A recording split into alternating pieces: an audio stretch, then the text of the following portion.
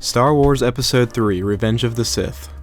There was a time this was considered the epic finale to the Star Wars franchise. As such, the marketing for this movie didn't pull any punches. 2005 saw the release of many fan-favorite Star Wars games, but the one I'm going to be covering today is the Revenge of the Sith movie tie-in game for PS2.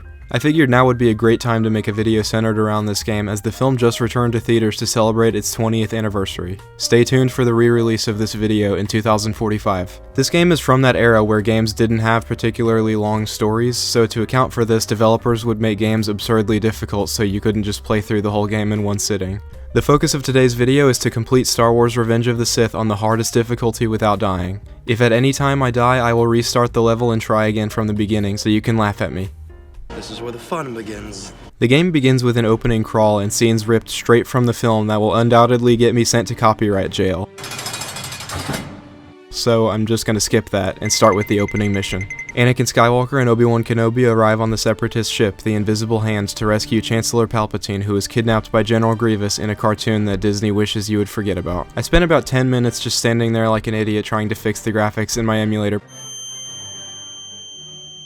Combat in this game is fun and has a lot of depth for a game with such a short runtime. Many people have pointed out before that where this game really shines is with its lightsaber duels, but I enjoy the combat against normal enemies as well. That is, if they're not stun locking me or refusing to take damage, which happens more often than it should. It's fun that Obi-Wan fights alongside you for the first few levels, though he's really no help at all. This game almost feels like it's a human version of LEGO Star Wars. Something to take note of is that frequently there are health and force upgrades hidden inside destructible objects, so if you see me flailing around or blowing myself up, it's probably because I was searching for health. I also ran into power-ups known as saber crystals. From what I can tell, these make my attacks unblockable, but I'm not completely sure that's all it does. I was thinking these would allow me to change the color of my lightsaber, but no such luck. After each mission, there's a level up screen where you can invest points into certain areas, such as force powers and melee attacks. I started out investing into force heal, which I'm glad is in this game because that's really important when doing a challenge like this. Afterwards, I mostly focused on melee attacks, as enemies in this game do not leave you any room to breathe. Speaking of which, the next level introduces a new grappler enemy that repeatedly tries to hug you to death. I was hesitant to even do this challenge in the first place because the enemy types can get so frustrating to deal with. I was able to defeat them pretty easily, but the movement in this game can be so clunky it's hard to control where you're going most of the time. Something cool about this level is the fact that it focuses on a deleted scene from the film where Anakin and Obi-Wan work their way through the ship's fuel reserve. Yeah, let's carry around blades of burning plasma right next to that ocean of fuel. Good idea. This level is also the first time you get to control Obi-Wan, which is great. I'm glad they included the ability to play as him. The only issue I have with this is that upgrades are not shared between both characters, so you switch characters immediately after upgrading the other one. It really hurts the sense of progression. Also, I'm an Anakin fanboy, so it would have been nice to have a choice in who you get to play as. There are a few sections where you'll see one of the characters trying to use the Force on an object, but he isn't strong enough on his own. I guess Obi-Wan didn't play Force Unleashed. Near the end of the level, buzz droids show up and fight you in hand-to-hand combat. They're ridiculously easy, but I still thought I should mention it considering the only time they show up in the film is in the vacuum of space, not in a lightsaber battle. After this, I got pummeled by grappler droids and had to stand around for like 5 minutes and wait for my force power to recharge so I could heal. The third mission opens with another movie clip that I unfortunately can't show here. Copyright sucks. It's not like the developers could have ever predicted that talentless hacks like myself would be making internet videos on this game over 20 years later, or else they probably wouldn't have included them. This level takes place on, you guessed it, the Invisible Hand. Nearly a third of this game's runtime takes place in this one location, and it really started to get old by this point. I can't blame them, since I can't imagine I would enjoy playing a level of Anakin staring out the window and crying either. Anakin and Obi-Wan battle destroyer droids before cutting a hole through the door into the elevator shaft. Anakin then fights waves of battle droids on top of the elevator while it heads up to the Chancellor's prison cell. I mean, throne room. Wait, why is he being held in a throne room? This level drags on, but I found out that you can force push enemies off the elevator to insta-kill them, which kept me entertained. Suddenly, the game transforms into an in-engine cutscene from 2005 that consists of about 7 pixels. Count Dooku shows up and does a useless flip and sword fights with Obi-Wan and Anakin. This is where the difficulty really starts to increase. It may be because I lack patience, or this is just how the game is designed, but it feels like most of the time he blocks all of my attacks until the game decides to throw me a bone. The duels in this game are some of the best in any Star Wars game. To this day, I think they're the closest thing to the duels from the movies. Dooku will also occasionally use Force Lightning, which is cool because later on in the story when Anakin turns to the dark side, the developers actually give you the ability to shoot lightning yourself. I never knew this was something I needed until I played this game as a kid, and now if any Star Wars game doesn't have Force Lightning as a feature, I don't want it. Slowly but surely I wore down Dooku's health until getting to the final phase of the fight that starts with an homage to Luke's duel with Darth Vader in Return of the Jedi. At the end of the duel, Anakin stabs Dooku instead of beheading him like in the movie. Was it done like this to avoid spoilers, or to make the game less violent? You decide. I'm 5 levels in without dying so far, so I'm feeling confident about this challenge. By now you probably forgot this was even a challenge video and not just a recap of the game's story. I guess that means I'm good at games. Anakin continues through the halls of the ship fighting battle droids along the way before being met with what weirdly seems to be a tutorial about environmental hazards. It feels like this should have been in the first mission instead of this one. After that, there's a sequence where you control a giant cannon to fire on a nearby separatist ship. Although I think the devs forgot which ship we were in, since the meter to show how overheated this cannon is represented by a Republic ship, and not the CIS one that we're currently in. Oh well, it's time to move up to the ship's control room where we fight against Magna Guards and even more grappler droids. I had a few close calls and had to get creative with my use of force healing. As in, I stood in the corner and let Obi-Wan just get wailed on while I healed. Anakin. General Grievous can be seen pacing back and forth just out of reach, and trust me, I tried to reach him.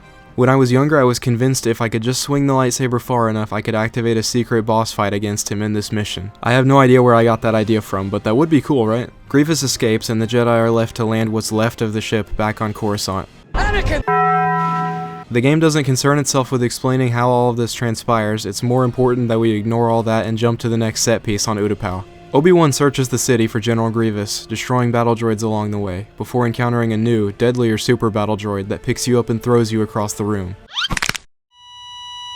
This enemy type is so frustrating to deal with, as they effortlessly blocked nearly every attack I threw at them. Are they made of lightsaber-proof material? I don't understand. These enemies got so overwhelming and wouldn't stop coming, so it pains me to say that this is our first death of the video. Retrying, I decided to go with a more defensive playstyle and relied on the barely effective force push and send the enemies over the ledge this time so I wouldn't have to deal with them. This strategy works as long as you can get the targeting system too. I don't think I've mentioned it yet, but this game goes for fixed camera angles instead of giving the player full control like most other games do. A game series that does this quite well are the original God of War games. The first one even came out right before this game did. The issue I have with it here is that the movement is so clunky. It seems like if I had control of the camera, I would have a much easier time outmaneuvering enemies. I don't really know how to describe it. It's like if you're trying to jump in a certain direction, you have to choose that direction before actually hitting the jump button, whereas in most games you can just move midair. Hopefully that makes sense. Still, I have to appreciate the cinematic look it gives this game, and this moment where I had to sneak past a laser cannon while seeing from its perspective only reinforces how much I love this camera style in games, as long as I have control over my movement. After this, another sequence that requires you to use a turret on some generators pops up, and a crab droid boss fight ensues. I didn't have too much trouble here as you can climb on its back and attack it from there, but it can get irritating when it simply refuses to take damage at times. That's it for that mission, and the one that follows continues the assault on Utapau. It starts off with Obi-Wan against a handful of Magna Guards before the clone army shows up to help. You'd think that that would mean it's smooth sailing from here, but quite the opposite. Dozens upon dozens of grapple droids swarm you while the clones shoot at them with the worst aim ever. The constant onslaught of droids that block every attack and stun lock you into a corner caused me to die again. Unfortunate. There really is no guaranteed strategy for dealing with these guys. You can try to dodge out of the way, but they rarely leave themselves open, and I had a lot of trouble getting Obi-Wan to dodge in the right direction. I barely scraped by and then proceeded to stand in place for the next few minutes, continuously healing myself. Is it obvious I don't really like the Utapau missions in this game? Another crab droid shows up, and there's basically just a repeat of the boss battle from the last mission. Wait, these things are called crab droids, right? Sometimes I forget if things in Star Wars have official names or if I'm calling them by the names I came up with when I was a toddler. Do crabs even exist in Star Wars? The next mission is the fateful showdown with General Grievous, that thankfully goes on a lot longer than it does in the film. That's something I love about this game, is the added time every big action piece has. Revenge of the Sith is my favorite movie of all time, so don't think that I'm attacking the movie, but it really does feel like every scene goes by so quickly. It's fun to have an extended version here. Obi-Wan chases Grievous into some kind of a laboratory or whatever this room is, and the battle begins. Here is where you meet your end, Kenobi. We'll see about that. I have to say, Grievous is a beast in this game. His animations reflect the ferocity of his appearances in the 2003 Clone Wars show. He even has the helicopter spin from that show, which is bad news for me. And that grab he has where he breaks Obi-Wan's back, I don't remember that from the movie.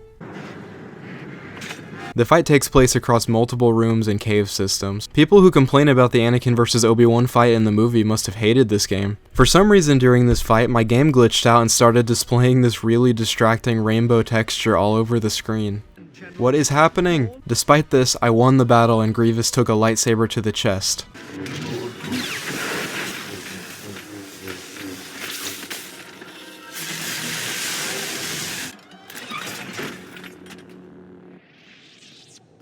I can't tell if his death from the movie is darker than this.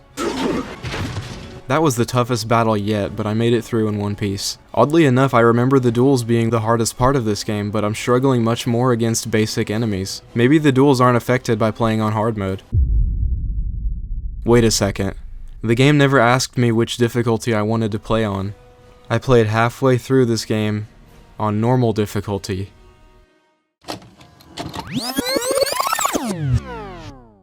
Well, that's a few hours of my life I'll never get back. Now that we're all caught up and I'm on the correct difficulty, let's see what Anakin has been up to for all this time. Back on Coruscant, Mace Windu is attacking Chancellor Palpatine for some reason. This game came out like a month before the movie, so people probably had no idea what was happening here. What's really cool about this game is that Anakin actually has a full-on lightsaber battle against Mace Windu. So be it. While this is a fun duel, Anakin in this game is a complete psychopath. What he did in the movie seemed like a spur-of-the-moment decision that ultimately led him to turning to the dark side. Anakin is in full control of his actions here and fights Mace Windu for such a long time, and still has the audacity to act like he's so surprised and regrets what he did after the fight. What have I done? Dude, you fought him for like 45 minutes, what are you talking about? I had a much easier time here than I did with Grievous. The hardest part of this fight was listening to his one-liners. This has gone far enough, Anakin. Don't make me kill you. I thought you'd do better than this. I wasn't having it, so I attacked him relentlessly until Anakin stabs him and kicks him out the window. At least now people will stop debating if he survived or not. Anakin turns to the dark side and becomes Darth Vader at last. Thus begins my favorite portion of the game. Anakin arrives to the Jedi Temple and has an epic battle with the Librarian. Only the Jedi Council can authorize access. The Council is no longer in control. I mean, she didn't even try. Since turning to the dark side, Anakin now has the ability to shoot force lightning at enemies. This level is a perfect test of skill on all the abilities we've learned thus far. It's the closest to a power fantasy that this game gets. Basic Jedi enemies are hilariously weak. As the level goes on, these more powerful Jedi holding their lightsabers backwards start showing up. Anakin must have been thinking of these guys when choosing apprentices. There's one part where Anakin knocks down a huge statue and throws it through the door. This game is gonna make me turn to the dark side. The power feels incredible. This next enemy type put my power to the test, along with my suspension of disbelief. Because why are they all the exact same blue man with a green lightsaber? No other Jedi wanted a double lightsaber, just this blue guy? Alright. Near the end of the mission, there's yet another turret sequence where you shoot Jedi starfighters out of the sky. This whole level is great. Though, I can't help but feel like they forgot something. The final moments show Anakin sending a message for all remaining Jedi to return to the temple before sensing surviving Jedi Sarah that totally was not invented for this game. It always confuses me when Star Wars characters have normal sounding names as if the main character of the franchise isn't named Luke. This fight is basically just a warm-up because I absolutely destroyed her in a matter of seconds and then crushed her with a nearby pillar. Her master, Sindra Lig, shows up to avenge his fallen Padawan and battles Anakin for the remainder of the level. He's the toughest boss thus far and with a host of unblockable attacks, like this weird force ball. Oddly enough, he tells Anakin he knows how to become one with the Force. There's one lesson you've yet to learn. How to become one with the Force. I'm no longer the learner. It's your turn now. How does he know that? Where was he at the end of Return of the Jedi? I finally made it through without dying, and Anakin sent his lightsaber flying into Sindra Lig's chest. And then after this, he makes a Star Wars reference in Star Wars. It's weird. This will be a day long remembered. Back on Utapau, the clones are bad guys now for some reason. I'm honestly just glad to not be fighting those stupid hug droids anymore. Anything is better than that. Clones piloting walkers start showing up, and they are such a pain to deal with. I got trampled more times than I can count. These huge hulked out super clones show up too, holding flamethrowers and jetpacks. They look like a lot to handle, but they didn't block every single attack like the droids do, so I honestly prefer them. By this level, I was really starting to get sick of Utapau. This only got worse when I was attacked by a Republic gunship. Seriously, this was one of my least favorite moments of the game. Remember that clunky movement I mentioned earlier? Well, in this battle, I jumped straight into rocket fire constantly. There were multiple times I thought I was gonna die, but I managed to get through with but a molecule of health left over. Next, I was tasked with destroying a clone turbo tank. Only problem was that I couldn't tell if I was even damaging the thing, because the little spark effects were not showing up when I attacked it. Sure enough, they eventually exploded, and Obi-Wan escapes Utapau. This next mission features my favorite Star Wars planet, Mustafar. You probably know it from the famous M&M commercial. I'll give you 3 guesses as to why this is my favorite planet. Anakin heads to dispose of the Separatist leaders, but instead of catching them off guard like he does in the movie, he instead opts to completely blow his cover and mows down everyone standing in his way. He is really dumb, but this makes for a super fun level, so I'm not complaining. The Neimoidian bodyguards are the bulk of who you'll be fighting in this level. They kept stun locking me into a corner, but at this point I had fully maxed out my Force Lightning, so it wasn't a problem for very long. Brute enemies also attempted to slow me down. They block nearly every attack just like Super Battle Droids did. But Darkside Anakin has this really cool move where he breaks the enemy's guard and stabs them through the chest. I also realized I could just throw them into the lava at any time. I can't stress enough how fun the Darkside Anakin levels are in this game. I would honestly recommend using cheat codes to skip to these levels if nothing else interests you. I continued through the facility and the Imperial March theme started playing, which was so cool to hear while playing as pre-suit Darth Vader. I finally arrived to the room that contained the Separatist leaders and squished one of them like a bug. I figured I would finally get to massacre them myself, but I had to face like 20 more waves of random grunts to pad the level's runtime. I finally got to destroy the feeble Separatists, but I feel like a bad person for enjoying this. But remember, they invented the dreaded grapple droid. At the very last second, Newt Gunray climbs into his ship for a random boss fight where he continuously shoots lasers at Anakin instead of just flying away from the planet. I can't believe I'm saying this, but this is one of the hardest bosses in this game. This laser is so insanely broken, it cheats and snipes you out of the air more often than not. I got so close to dying. The only thing that saved me was the old trusty Force Lightning ability. Yoda and Obi-Wan arrive at the Jedi Temple to investigate, and encounter droves of bloodthirsty clone troopers. Clones are probably the easiest enemies to deal with in the entire game. I was kind of just going through the motions in this mission, breezing through everything until I encountered these crazy clones with sword arms in the archive room. Every mission in this game seems to have that one moment that just makes you pause and let out a long sigh. This is one of those times. The ninja troopers literally dodge every single attack you throw at them. It's almost hilarious. This part just goes on. I both love and hate the tendency that PS2 era games had, where they just throw more and more of the same enemies at you until you're tearing your hair out. There was only one more mission left that would end up putting all my skills to the ultimate test. Obi-Wan arrives on Mustafar to confront Anakin for his misdeeds, and for choking his pregnant wife, but this game tries very hard to pretend like Padme doesn't exist, so we'll go with the former. I already don't prefer playing as Obi-Wan in this game, but this mission is seriously a challenge. Anakin does this insane mid-air drill attack constantly and has so much more health than me. He's an absolutely ruthless opponent. This fight is very similar to the one shown in the film, but with added dialogue that probably would have benefited that version. I only wanted what was best for you, Anakin. I wasn't prepared to train someone like you. That's your failing, not mine. Oops. Everything plays out similarly to the movie with the exception of the incredible Duel of the Fates soundtrack playing here. The final phase of the fight takes place on a small platform floating across the lava. The game gave Anakin superpowers here and gave me absolutely no room to heal. His attacks do so much damage. I tried as hard as I could to block them, but he was too much to handle and ended up costing me a life. Replaying that from the beginning, I was not having nearly as much fun as I was the first time. I did, however, manage to save a lot more health.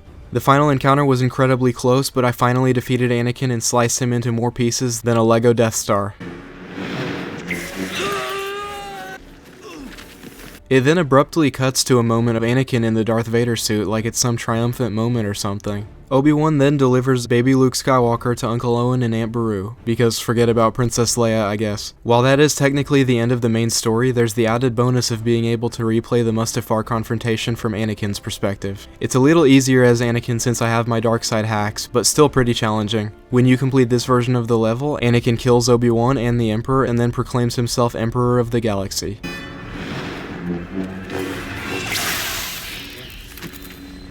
Excellent work, my apprentice. Your new weapon Lord Vader. No, the galaxy belongs to me. He's gonna feel really, really stupid when he remembers Padme is still unconscious on the ground 10 feet away. And that was the No Death Challenge in Star Wars Revenge of the Sith on PS2. My final score for this challenge was 3 deaths, which is more than 0, but it's more about the journey than the destination if you ask me. If you enjoyed this video and have any suggestions for future challenges, let me know. I hope this video was as fun to watch as it was to make. Thanks for watching.